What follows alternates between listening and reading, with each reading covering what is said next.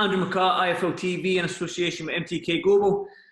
We just had a good conversation before I pushed record there, Jamie, but this interview was meant to get done a couple of weeks ago, but finally we've got it done because this big announcement was made yesterday with a double header with Mick Conlan and Carl Frampton in August.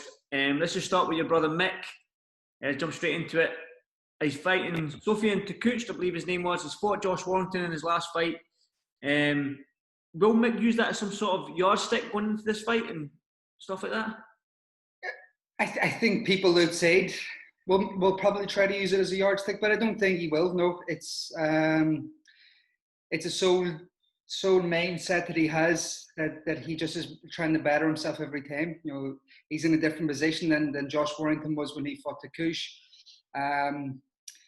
And I think Takuc has given a different representation of himself than he did against Warrington. He's tougher, usually a lot tougher, but Warrington was exceptional that night and went in and done the job and showed why he is, you know, probably the best at the weight at the minute, world champion. So I don't think he's using it as a yardstick, and he shouldn't use it as a yardstick.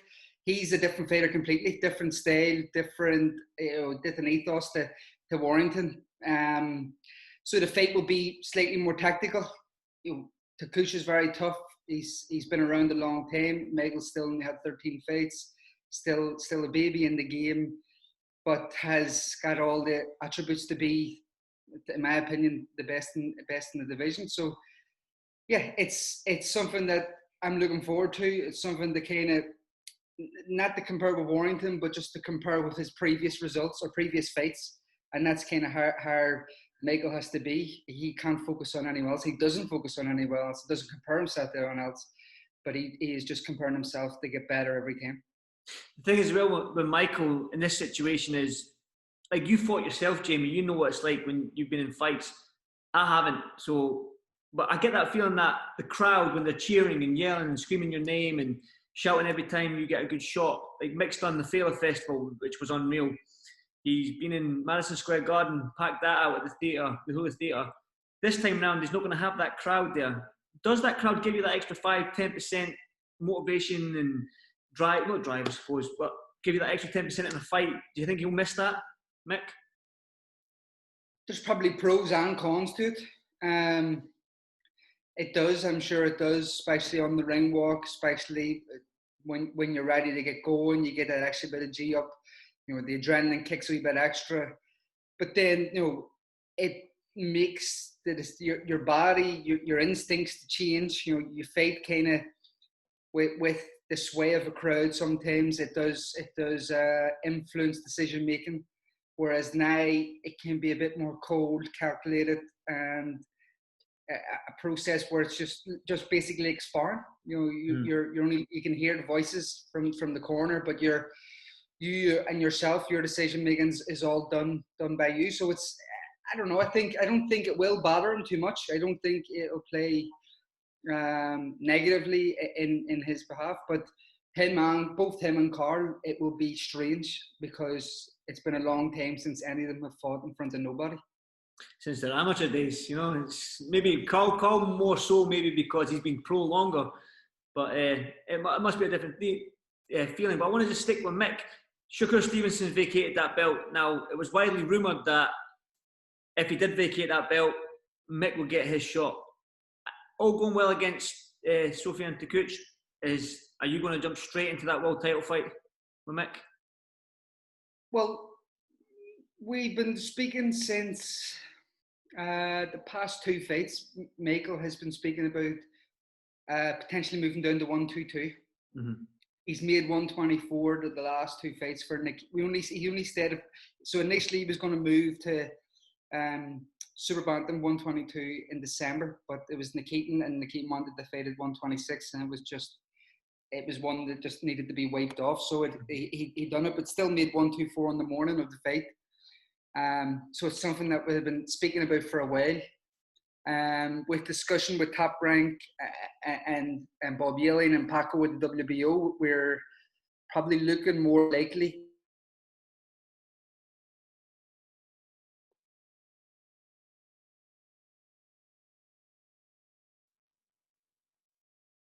Oh, Jamie, you've gone, mate.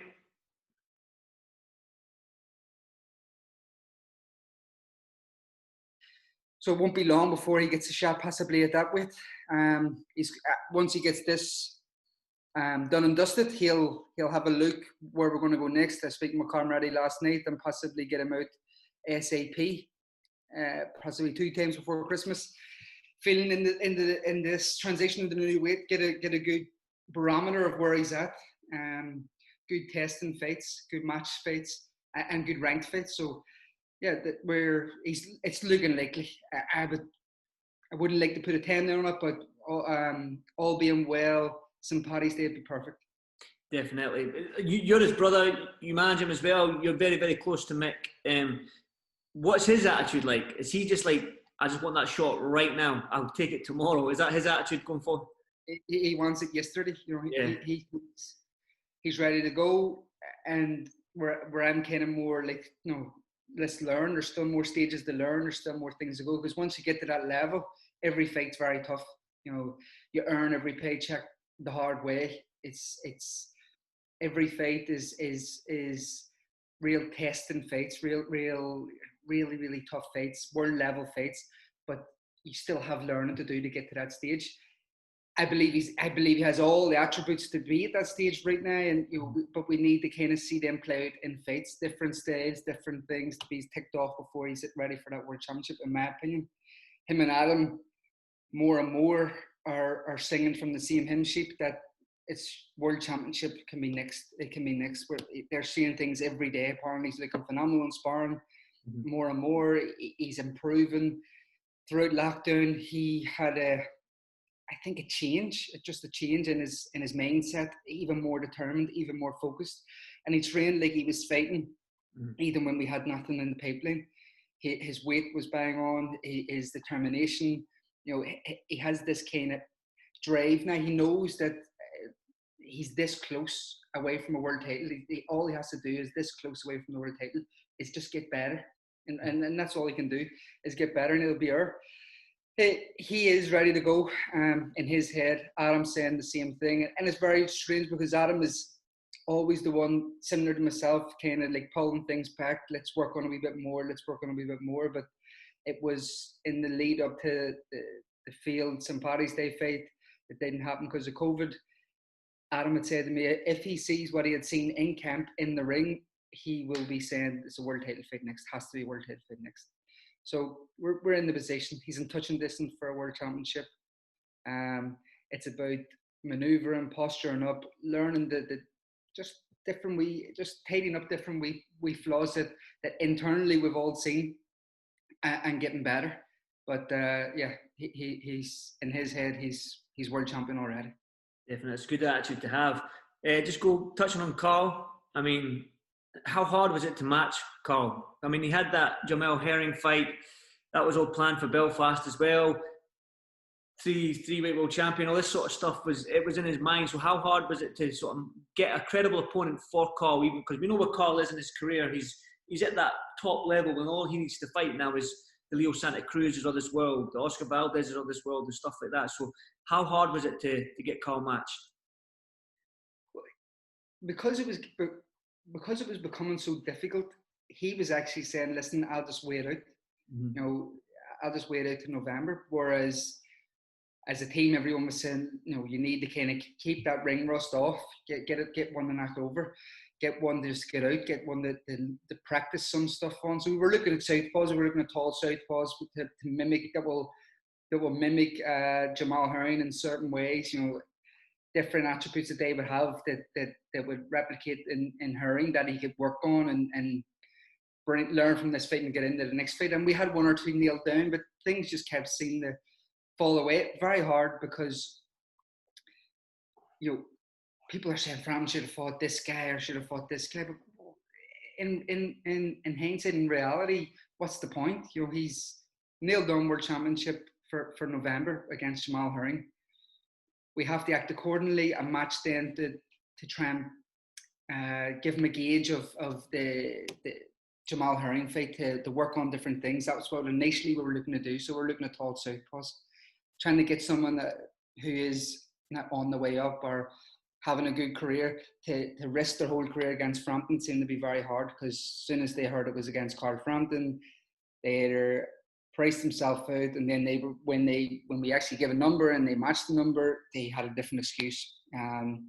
It got very tough. I kept thinking we were done. I think we spoke about 2-3 weeks ago. I says to you, you were looking to do an interview, and I says, give me a day or two because we're in the middle of doing something. And it just was Frampton's opponent, just kept getting a different opponent, a different excuse, a different opponent. We're looking, going through different agents, going through different sources to give us different directions. So it was tough. We had a friend, Vadim in Latvia, who then says he had one guy, and it's this guy Varim. And initially Frampton didn't want it because he knew the backlash he would get. So that's why he was saying about just giving a wait. But what's the point in waiting? So he's in, he's working for it. So he understands that he can't slip up. Frampton can't slip up. This guy sees this as his lottery ticket to do bigger things. This is his world title fight. Frampton has to be on point no matter who it is, because he has the most to lose out of everyone, as the fight with Jamal Harun is saying delivered for November. So he's got to not focus. He's got to not focus on how bad the opponent is. Just focus on himself. Jamal Harun is thing. Let's work on different things that's going to be working in Jamal Harun fight. Let's prepare for what's coming after. But also don't take the eye off the ball against this Armenian, because he is strong. He is naturally bigger. He can punch a bit. His record is, but you know, he when you watch him, he does look like he's still strong for 2-3 rounds. Again, it's that ring rust type thing here. Everybody being locked down. The motivation to train when you're training in your garage. You know what I mean? This is going to be tough for fighters, but for Carl, he seems to have the right mental attitude and stuff like that. But I want to ask you, you've got two Belfast boys so close to winning world titles, two of them. What would that mean for the city of Belfast to have two world champions? I mean, for a tiny little city, for a small city, it's probably the biggest fighting city in sort of this side, or maybe even Europe. Do you know what I mean? So what does that mean for the city of Belfast to have the possibility of two world champions at the same time? It'd be unbelievable. You know, as you said, we're a small city, but we're also a small country in Ireland, and you know, to have two world champions at the same time in Ireland as a whole would be crazy. But to have them both from the same city, both from a stone throw from where I actually grew up, would be unreal. And it's a testament to how talented we are, especially in Belfast at boxing. You know, from amateur to professional, it's always been a hotbed throughout the world. That you know, when you meet someone from Ireland, meet someone from Belfast, you're gonna meet different characteristics that doesn't exactly transfer to everyone else. We're a bit tougher, I believe. We're cut from a different cloth, but also I think coming through, it's not just toughness. There's a great mental attitude. There's a great resilience. There's a great technical ability now, and they're developing more and more. You know, when you walk up the Falls Road, I think there's 9 boxing clubs on that road alone. You know, it's unbelievable. Boxing is our number one sport here. It's something that every kid does when you grow up. You know, you go and play football or you go to the boxing club, and it's a testament to the communities in Belfast. I've got to ask, like, I know the history with Belfast and stuff like that, but why are you such a good fighting city? Why have you got that fighting spirit within Belfast for such a small city? I don't know. Especially, it's always the smaller guys. I always think it's small man syndrome. You know, you never get the big guys, but Frampton's 2 foot nothing, and Paddy Barnes is even smaller. So it's something that people have asked. You know, we are, as I said, cut from a different cloth. We're hardened people, but it's something it's built down deep inside of us, is the resilience and the will to win. You always meet someone from here, and they'll go out on their shield, even if their attributes or technical attributes doesn't quite match their physical and their mental drive. They'll always go out on their shield. They'll always give it 100%. But I think now more and more we're learning the aspect of fighting. We're learning the aspect of boxing. We're learning different techniques. Our fighters are going and traveling all around the world and picking up bits and pieces from different continents. And, you know, this is kind of becoming a real hotbed in Europe. You know, Ireland, from the 2008 Olympics, started to become one of the real driving forces in Europe as leading amateur boxing. So we are constantly learning and developing, but I think it's just ingrained in us from when we're kids. You know, you go in and you learn to box, you learn how to survive, you learn how to defend yourself, you learn discipline and work ethic, and that always stands with us. We're very hardworking people. We're working class people, especially we're in our communities in West Belfast and East Belfast. But it's something that's just ingrained in us from kids, just to learn how to give everything. Definitely. Quickly, again, I want a quick word. If you give me a quick word on other Belfast fighters that have got fights coming up, and Sean McComb and Lewis Crocker and these guys. I mean, young guys coming through, tough fights coming up for them as well, and stuff like that. Just a quick word on these two fighters, Lewis Crocker and Sean McComb.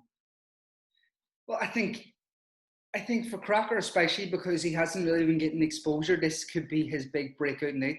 Mm-hmm. I think we spoke before we had made our shows and done our shows and matched our shows. We were saying that, you know, this is a chance for proper blue collar fighters who haven't got the real exposure to really get eyeballs on them and really get people picking up and taking notice. Crocker is one of them kids who, in boxing in Belfast and in Irish boxing has been coming through the radar as this big massive puncher. Even as an amateur, he was knocking out people as a kid, with the big headgear on and the bigger gloves on, softer gloves on. So he always had that big reputation. Now he's at a pro. You know, people haven't really seen the best of him yet, and he's relocated trainer, and again he's with the Welsh, and they're speaking very highly of him. They're raving about him in the gym, and how his technical attributes and his power, you will make him unbelievable, explosive, very explosive. Seems like he has a good driving force behind him now, and he sees that there's a title at the end, there's something to fight for. He's getting where he's always wanted to be. Still very young, really, really young. But I think this could be his real breakout night. This could be the for people in British boxing and further afield, really take notice of Lewis Crocker. McComb, I've been raving about McComb since he signed with us. He's brilliant. He's able to do and adapt to every different style that is in front of him. From a tall, lanky southpaw, he can whip in the good body shots. He can punch a bit. He can box a bit. He can take a shot. He's learning on the go every time. We're matching him tougher than usual prospects get matched. He's fighting regularly. He's keeping active. He's doing everything that's needed. This fight he had originally with Craig Evans penciled in, and then Craig Evans had pulled out for whatever reason. We were looking to get someone with him. Sir Osgood, Lee Eaton had said Sir Osgood would be able to make 140 or his 140. McComb has moved down to 135, but still said, yeah, let's go. You know, it shows the integrity, the depth of his will, that they get out there, get fighting, they get better. Says yes, no problem. Says they sparred once or sparred a few times, and said he was a very, very tough man, very, very strong, very, you know, rugged, stayed on top of him, heavy. So he understands and knows what he's going up against. And I think this is going to be another great night from McComb, but bigger things are coming for Sean McComb. I really believe it. He's got the good mental attitude. He's got, you know, he's constantly learning every time. I said to him last time when he fought the Argentinian who dropped him with a body shot, then he fought the second Argentinian who really believed, because he had known the previous guy, that he could beat him, and came in with a winning attitude and really came with confidence. You know, we're showing it all week that McComb had to show how much he had learned from the previous fight and how much he had learned from the small minor mistakes that he was making, and he went out there and looked exceptional. So that's what you want with every fighter, is just to get better than the last fight. Stop focusing on everyone else. Just focus on themselves. And McComb, Michael, Frampton and Crocker, they all kind of do that. They don't really focus on anyone else. Even though the media tries to pit them against other people, they have a sole single set focus. Sorry for saying it. No, sorry, that is I always try and get that little quote. I always try and get that nice little soundbite for my title. But you're right. They do focus on themselves. Yeah. Well, they have to. That's the only way they're getting better. That wasn't a dig at me, was it? What? Was that a dig at me? No. No. No, but like, I've got one more final question before I let you go. Selfishly, I want to ask this question, Jamie, to see how much you know. But we've seen Josh Taylor out in Ventura for a month. Have we got any sort of like news on when we can find news for Josh Taylor coming up in the future? I think it's getting closer to being something to be nailed on. Yeah. I don't think any date is locked in yet, but you know, Top Ranker looking to put something together, possibly when crowds come back, if it's October or September for Josh Taylor. But he went out with Ben. You know, it's the first kind of fight together that they're actually preparing for. So he needed to get more time with Ben, and probably using this lockdown, this COVID, this whole pandemic to his own goodness. So he's getting a lot of one-on-one with Ben. They're going to Fort Fortuna, keeping out of the way. A lot of learning, a lot of building. It's just building blocks, getting a base before they really start for camp. But I still see the fight with the Thai fighter happening. That's what's going to happen next with the IBF. So that's kind of what they're focusing on. Good stuff. Well, Jim, I won't keep you much longer. As always, thank you for this time. I'm glad I finally got this interview, and we got the fight news that we wanted from Carl Frampton and Mick Conlan. So, like I said to you off before I pushed record, fingers crossed I get to go to that show. Pull some strings for me, mate. I can't pull no strings, man. I'm useless. I'll leave it in your capable hands, Jamie. As always, thanks for doing this for IFL TV. Pleasure to speak to you again. Hope the family are safe, mate, and hopefully I can catch up with you soon. I appreciate it, mate. Thank you, mate. Nice to see you.